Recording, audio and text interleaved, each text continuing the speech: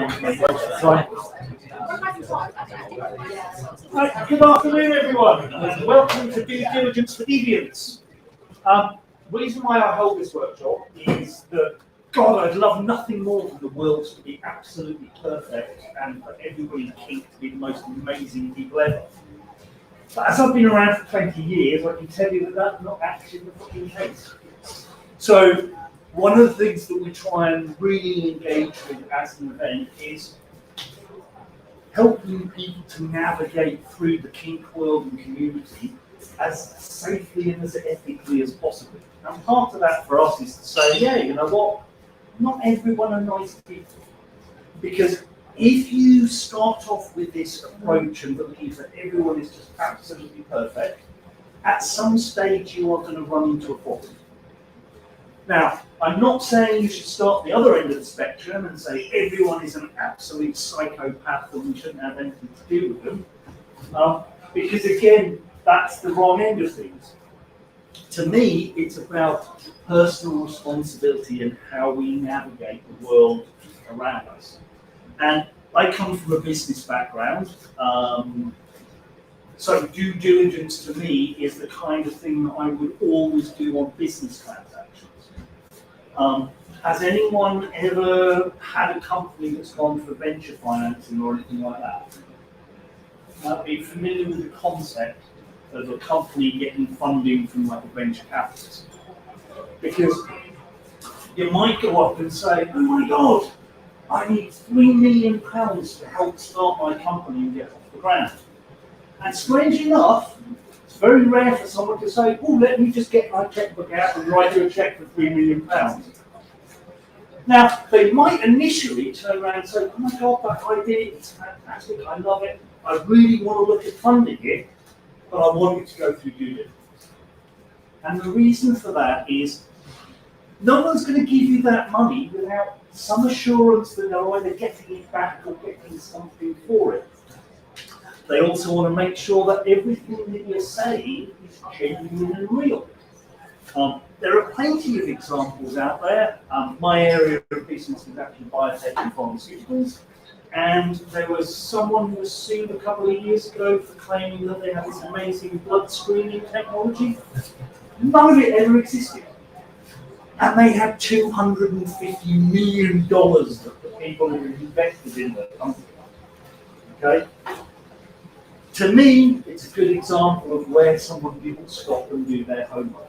Because if they come to me and ask for more than that 50 quid, I'd have gone, I want to really make sure that you can deliver this at the end of the day. So due diligence from a business perspective is asking all of those right questions to make sure that what you're about to get involved in is going to give you what you're looking for. Because everyone will promise the earth, but you actually want someone who's going to follow through and deliver at the same time. So, you want to make sure that the person you want to transact with is who they say they are. Because, oh my God, the number of people who come up with a vaporware concept for a company and has disappeared, and no one has a clue who they are. And that's particularly risky in our community because you might know someone only by their scene name. So, Exhibit C here, good example. Very shady character. Very shady gentleman, but most people will know you as either Exhibit C or Jerry. They won't necessarily know all of the other bits of information that you wouldn't necessarily know about a colleague or an extended family member. Okay? Now, not everyone is going to necessarily open their wallet and show you their ID and confirm who they are. But actually, for some of us, that's a really important step. Because if you want to engage in a deep dynamic relationship that's going places, then you probably want to do that check. Make sure the person is genuinely who they claim they are. Okay? And it's one of those things that you have to look at it very much as from a personal thing. Is there anyone out there in the room that you pick a hand up if you like extreme activities like skydiving, abseiling, bungee jumping, the stuff that gets your adrenaline going? Okay, I might be one of the only ones of us in well, a wavering hand there. Okay. If you are one of the people who's driven by those kind of activities, you are researching and looking into it. You don't just get up one morning and go, yeah, you know what? I'm going to take up base jumping. I'm going to go out and buy myself a parachute and just launch myself off the first building that's available. You could go about it that way, but I'm going to tell you that unless the building's 100 meters tall, your parachute ain't opening. Okay? So it's one of those. You can have great ideas, but you've got to actually have the skills and everything to back it up. So to me, due diligence, can this person deliver on what they're saying? Are they who they say they are? Are they actually interested in what they are offering? Okay? And if you get the answers to these questions before you engage in the situation, then once in a while you will have avoided a problematic situation. Okay? Now, you've got to look at it from your own perspective and decide how risk averse you are. Okay? What are the things that you are comfortable taking in terms of risks, and what are those assurances that you need with it? Now, one of the skills that I would say is really important in getting to the bottom of that is learning to ask the right questions. Okay? So, if, and I'm going to pick, I hope you don't mind here, if I knew that you knew each other and that we were possibly looking at playing or interacting in some way, now I can come over here and say, is that person safe to baby? And I'm going to get a yes or a no answer. Okay? And I'm also going to get your opinion, not necessarily the information that I was looking for. So if I actually came up and said, how do you know this person over here? You're more likely to say to me how you know them, how long you've known them, where you know them from, and you're going to give more context to it. Okay? So ask the right questions rather than the silly, obvious questions. Okay? Because actually, having that conversation, you might go, yeah, absolutely great, but these are the areas that you're great at, these are the areas, a little bit of improvement. Now, that's information you can exchange with me. Now, if I'd have said, just the are they safe to play with, I wouldn't have necessarily got that additional information that enables me to be comfortable with the decision that I'm looking to do. Okay? So, don't necessarily ask the obvious, ask the sensible questions. Because at the end of the day, it's not about ticking a box, it's about you looking to satisfy the risk profile that you want to engage in. Okay? And equally, look at the entire context. If you are meeting someone at a public event, be it a munch, a market, or whatever, the safety and risk is a lot lower because you've got people around. And if the more people you know in the room, the more people you can call on if there was an issue.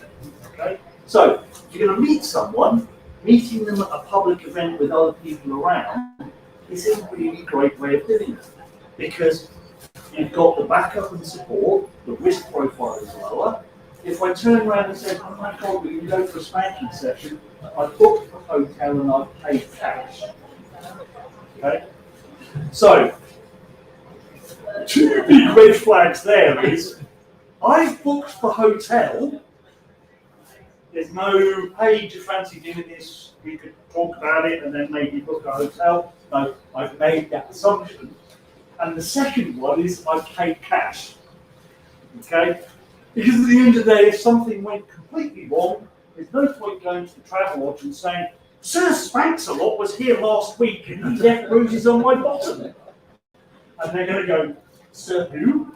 We don't have a booking under that name. Okay? So think about it and be sensible in that way. Okay?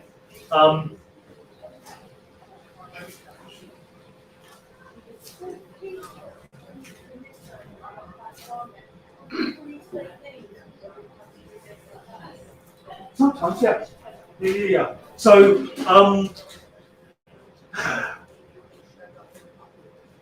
about 20 years ago when I started doing public key stuff, no one even used their first names. Because everyone was so worried and paranoid and panicked about losing their jobs and all the rest of it. So people actually using first names has only really started to kick in about the last 10 years. And there's a number of people I know on the scene that will tell you that their name is Richard. It ain't Richard. So they've come up with this whole pseudonym and character and built it all up. And in fact, if you got hold of their driving license, they are John. It's one of those. Some people have that level of paranoia. It's an important thing to understand because they might not be the people you want to play with. Because actually, if they're not able to be open and honest and communicative with you in that fundamental area, do you necessarily have to trust in them to follow through with other things later?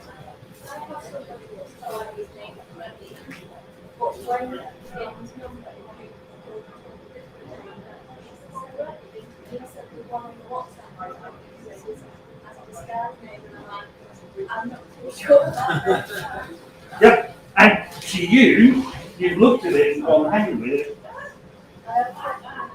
You question it because it doesn't sit comfortably and right for you.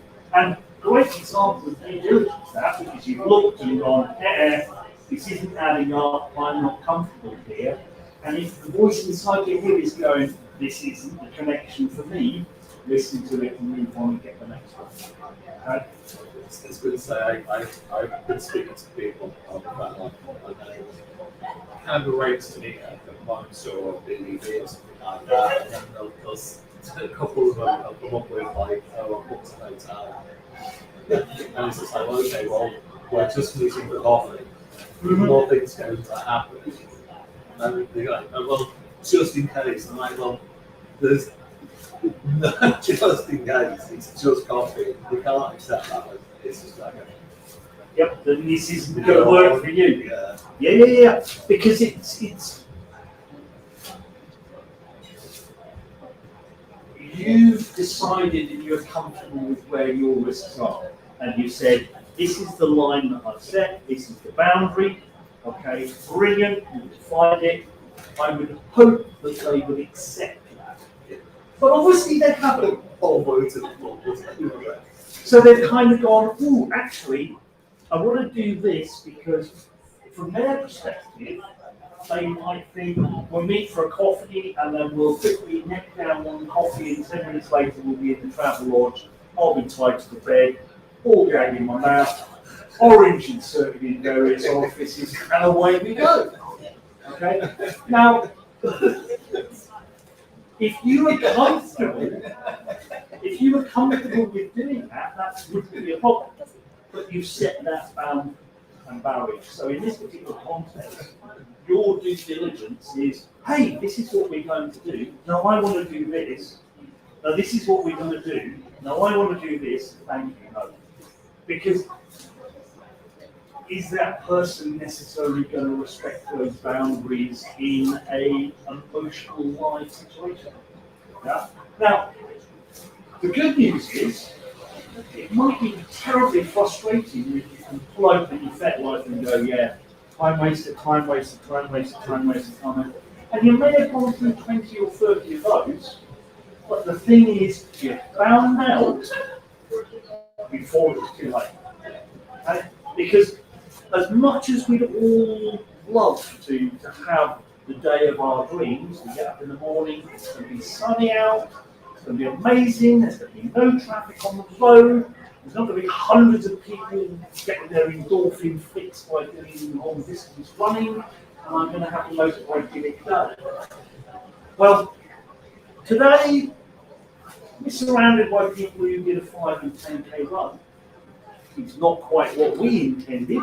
We wanted a more peaceful day, but hey, it's what we hope and plan for, if that makes sense. Because at the end of the day, we've looked at all the scenarios, looked at the risks, and decided, yeah, okay, we need to get the kit into this building yesterday.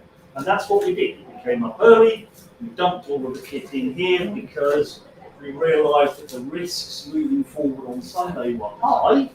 And in fact, we had one school couldn't get in this morning because they kept getting turned away. Okay?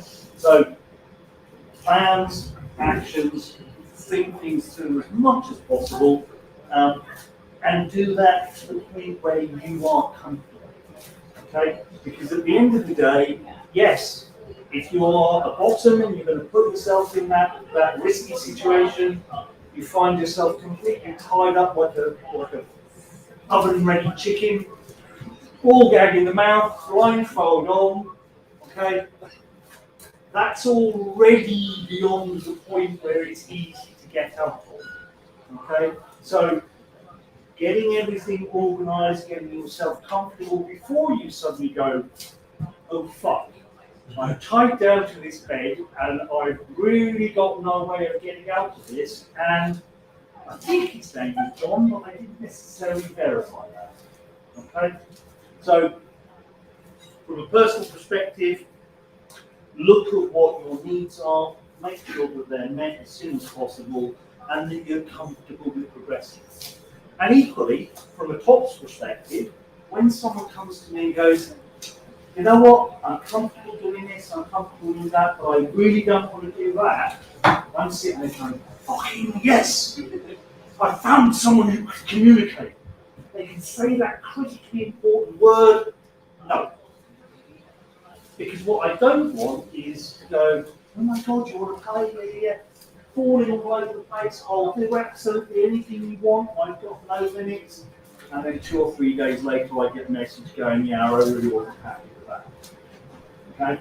So, if you are a person who sets those limits, controls those boundaries, then TOPS love it. Okay? We might get frustrated once in a while, but actually, it builds much stronger relationships, listening to those no's and adhering to them. My last primary relationship, which was this pandemic thing, it speeds time a little bit for me. But my partner at the time was very much, hey, I want to come around and play, but nothing below your waist is to enter any part of my body. And I'm like, yeah, okay, I can play with that, we can have some fun, we did some amazing stuff. She went home at the end of the night, came back about a week later, we played again, it was amazing. Got to about 2 o'clock in the morning, oh my God, I know I said don't put anything inside of me, but put me out of my misery. And I'm like, ooh, shit, okay. I need you to calm down for 5 minutes. And calm down, come 2 seconds. Calm down, and I said, I really am sorry, you're going to have to go home. Because you agreed when you came here, that was the rule. I know that you're excited and that you're full of chemicals rushing around in your head at this particular stage. I don't trust myself to say yes. I don't trust that you're in the right space. Wait 6 hours and come back. So later the next day, she turned up, we had a fucking awesome time. And that relationship was incredibly stable for about 3 years. Purely because I had said, no, sorry, I'm not going to take the opportunity, I wanted to go home and come back. I didn't realise at the time that that was almost as a test, a form of due diligence.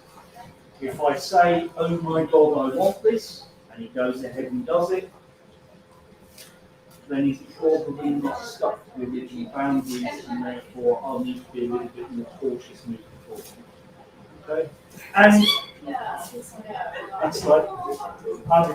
Your question. It goes back to what you said about when you're like, oh, I want to try this extreme thing, and then days later you might get a message saying, I don't like that.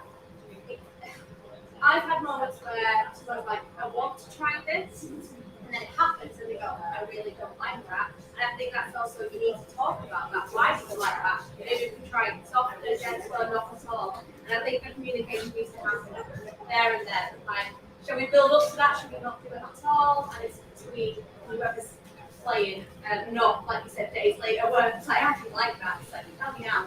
Yeah, tell me now, tell me at the time, get that communication going, because you know what?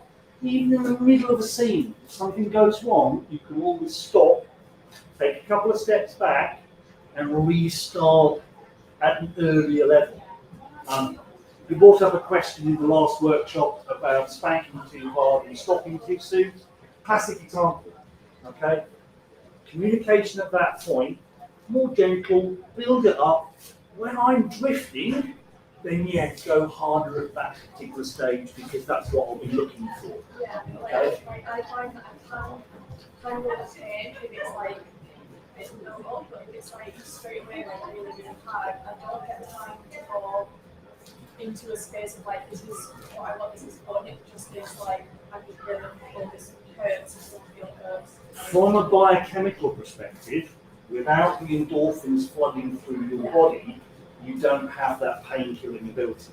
Yeah, and So, the minute like Each of those strikes is amplified, whereas build it up, you can take an awful lot more because your body is already swimming in endorphins, you're a little bit on the high side, and therefore you can cope with it more. yeah, I find like sometimes it's quite hard to communicate that with your dominant at the time. Doesn't appreciate that because sometimes they're like, well, I'm a bit hard, and it's like, I'm doing what I want because I'm the big bad and dog. it's kind of hard to like distinguish between like that's a real big red flag and I don't want any part of this, and then it's like, am I just being too soft? Am I supposed to how like my dog to use any one? And yeah, and it's like kind of building up trust with them to like sometimes it's hard. I find it sometimes hard to communicate because I get Now, like I'm autistic and I have like I can find it really hard sometimes to communicate to people and like I'm just and I'll like just say yeah that's fine. now, a good way of fixing that problem is to write your own manual. Yeah. So, if I'm going to play with anyone at a significant level, they get a message from me with a link through to a manual, and it's called The Big Book, How to Get the Best Out of Your Cosmic One. Okay? And it is literally written as an instruction manual. Is that selling it? No. She's not selling it, it's all proprietary information. I haven't released the copyright on it. But it gives all the background information about me, everything you could possibly want to verify and all the rest of it, but it also makes it clear what my interests are, what my limits are, what I'm prepared to do, what I'm not prepared to do. That as a tool can be great, but don't assume that the person is ready. Send it to them and then double check. Yeah. Do your due diligence, ask some questions. Hey, what did you think about that section of the manual? What did that mean to you? Okay? And again, I could say, did you understand that? And you'd go yes or no. But if I say, what did it mean to you? You're going to reflect back and give me in more detail what it actually meant to you. Okay? Make sense? And they might initially appear to be exactly the same question, but actually the phrasing means that you'll get the information you need. Okay? Yeah. It really is. It's making the way I saw it. It's helping people understand me. Yep. As a person, because I'm obviously not a person and others like issues and things like that. So you have to become in a relationship how to deal with those sorts of scenarios. And it can be a bold move because it's a lot of personal reflection to get involved in and doing. But at the end of the day, oh my God, it has saved me hours worth of time because it's all out there and I'm more than happy for someone to go, oh my God, I read your manual. No. Because that to me is like, okay, it's brilliant. You read it, and it's not for you. That is absolutely fucking perfect because we've not wasted our time. And I might even turn around and go, what was it you didn't like about it? And you're going to go, well, I want someone who's a lot more soft and gentle, and more of a nurturing relationship. And I might go, talk to that person over there. Because having established more of what you're looking for, I know from a conversation with them that they're looking for something complementary. And I'll go and push the pair of you together. Because that way, oh my God, we had an interaction, it didn't work out for us, but that didn't mean that I couldn't refer you in some way to a person of yours as well.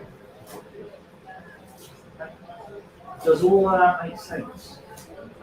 And equally, while you're new, yes, you're going to do lots of this due diligence on small things. And in years to come, you're kind of going to go, yeah, okay, I'm at the stage now where my kink diary is good enough that reading someone's profile, when I see I've been training slaves for 40 years. Bing, bing, bing! Red flag. Look at the pictures on their profile. For training slaves for 40 years, you've got some of the finest collection of Ann Summers tat I've ever seen.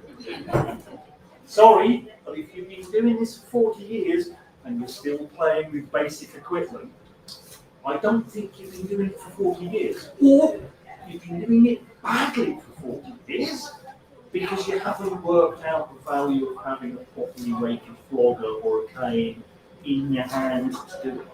Okay? And again, they're great skills because you don't necessarily have to ask these questions of people because, oh my God, most of us are really big show-offs, so we put all of the information you need to do the due diligence on our life and social media profile. Okay? If someone says, oh my God, we're going to do bondage and I'm going to suspend you, and you look at their pictures, and there's lots of pictures of CP and spanking and maybe some mummification, nothing connected with bondage and suspension, you might want to ask, hey, how many times have you done this before? And if the answer comes back in single digits, or, well, it'll be the first time, might not be the risk profile that you wish to engage in. Okay? And it doesn't matter how enthusiastic they are. Oh my God, I've spent 100 hours watching things on YouTube. Okay. Have you ever had it done to you? And if they go no, because I'm a cop, that might not be the path that you wish to go down. Okay? Because so many of these things, none of us went to school or kindergarten and went, oh look, this is rope and this is how you suspend someone, this is what it feels like. So no one has these skills that they're born with.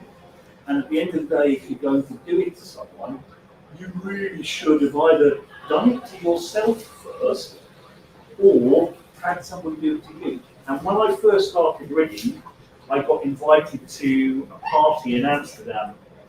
And it was a great party. There were about 4 or 5 of us riggers performing and about 7 or 8 models, because you need more models than riggers because they're the more fragile element in this equation. And I went, right, great. All this choice, who am I going to suspend first? And the senior rigger stepped forward and went, yourself. We have a rule, no one is allowed to play with these models until we've seen you suspend yourself. I'm sitting there thinking, holy shit. I've done this to other people, but I've not actually done it to myself. I could have gone, yeah, you know what, I'll just sit on the sidelines. But I grabbed my right bag and kind of got up there, suspended myself, and then suddenly realised, how the fuck do I get myself down? Thankfully, in reverse of the way I got myself up, but it was one of those. But having done it, they all went, yeah, okay, that's fine. We'll make use of the model. And we had great weekends. The last day, we took over a sushi restaurant in the centre of Amsterdam. And at one stage, on 3 suspension frames, we had 5 people suspended, which was absolutely mental and great fun. Because the deal was, while everyone else was sitting down enjoying their sushi, at least one person had to look at the ground at all times. And it was about a 3-hour lunch sitting. So damn good fun, but bloody exhausting. But there we go. We are all responsible for the risks that we get involved in. Okay? To a certain level. Now, I'm not going to say you get up in the morning, you leave the house, you get run down by a drunk driver, it's your fault for leaving the house. Okay? But it's one of those. You have to, at least at some stage, accept that by leaving the house, you are engaging with the rest of the world, and you are therefore introducing those variables and those risks. Okay? Now, if you keep in the back of your head, how do I keep myself safe? What are the right options here? Am I satisfying my own needs for safety checking and due diligence? Then you'll be on the right path. Okay? And particularly when you're new, there is this tendency to, oh my God, all these stimulating things, I want to get involved as quickly as possible. Okay? There are lots of people who go down that path. We tend not to see them for very long because they get buyer's remorse, regret, and disappear off the scene. Okay? We want people to enjoy Kink for a maximum amount of time, and that's why we stop and say to people, hey, it's a great world, but it's not the perfect utopia you may think it is. The best way to protect yourself is to be risk aware. Okay? Personal responsibility in consensual kink. Very good acronym. Okay? Because it's like, oh my God, I have engaged in this, I have a responsibility to myself as well as the other people I play with. One acronym I like is ERCA, Ethical, Responsible, Consenting Adults. Okay?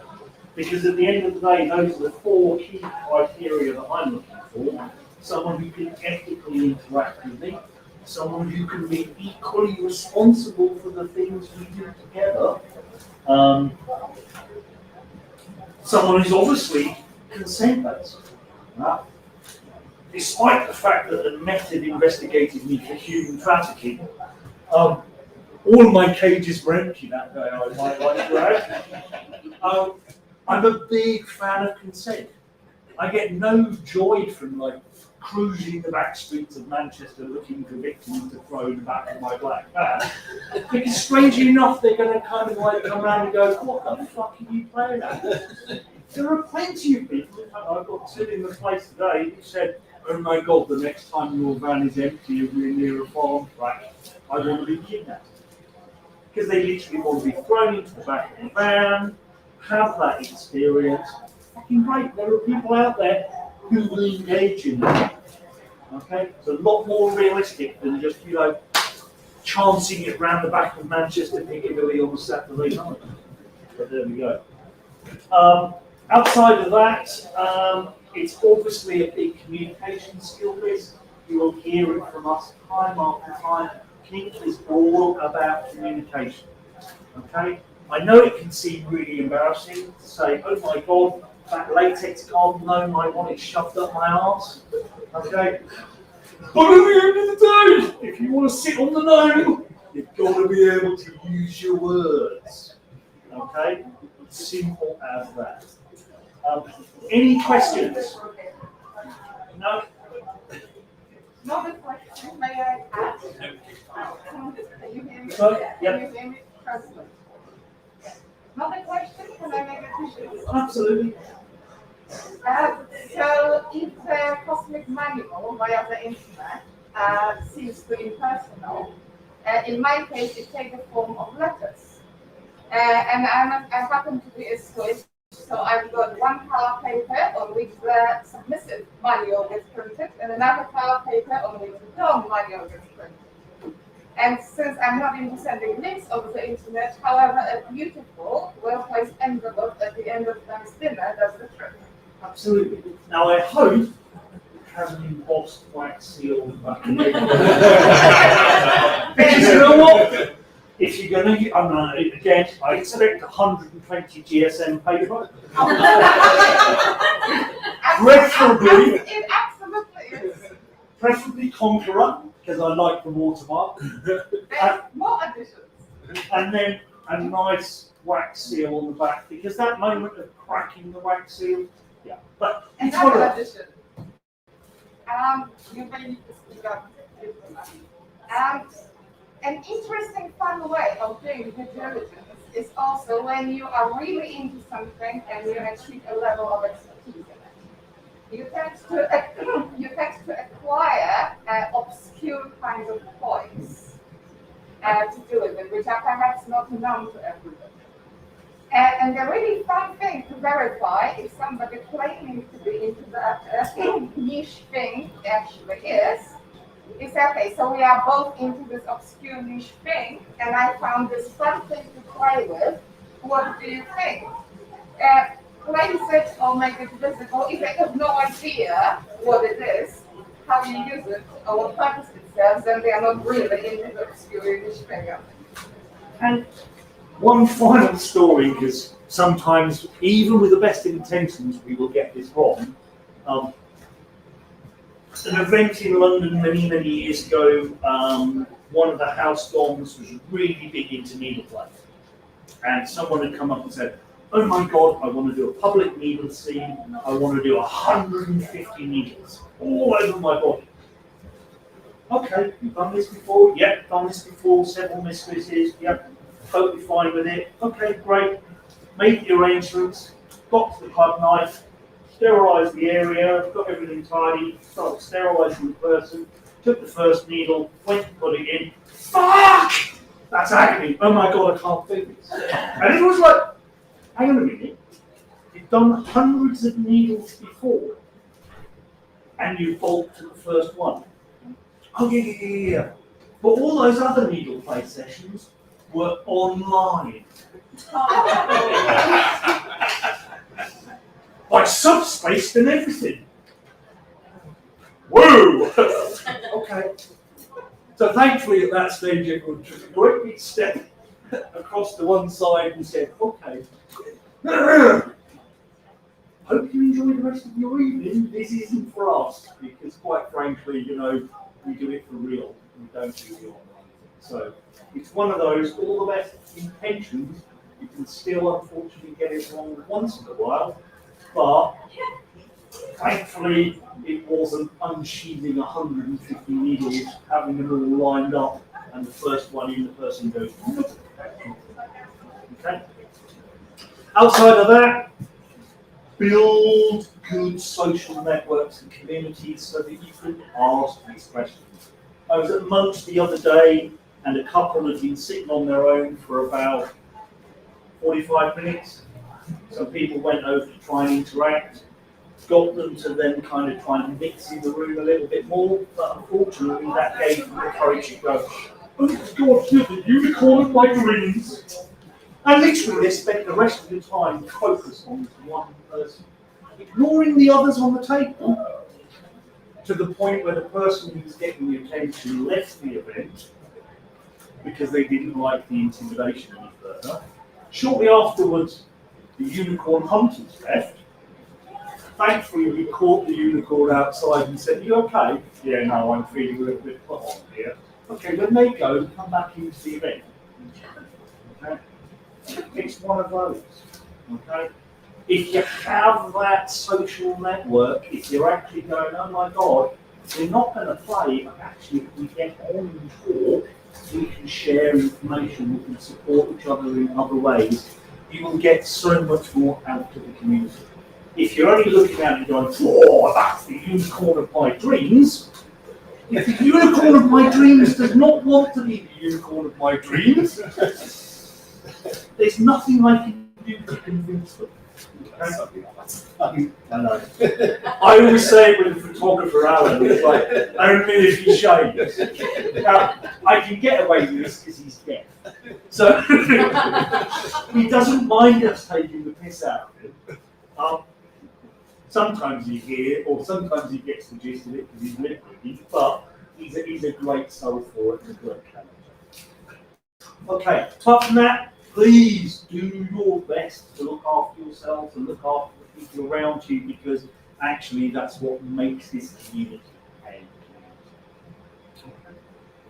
That's all I have to say about due diligence, other than practice it, and eventually you will be very glad that you did. Okay? And hopefully that gladness will come from a small incident rather than a, oh my God, it's 6:30 in the morning and I've got 14 police officers outside my door with a search warrant. Okay? One of those. Any final questions? No? I hope you all have a great day. I'm just going to turn this off for a second. He says.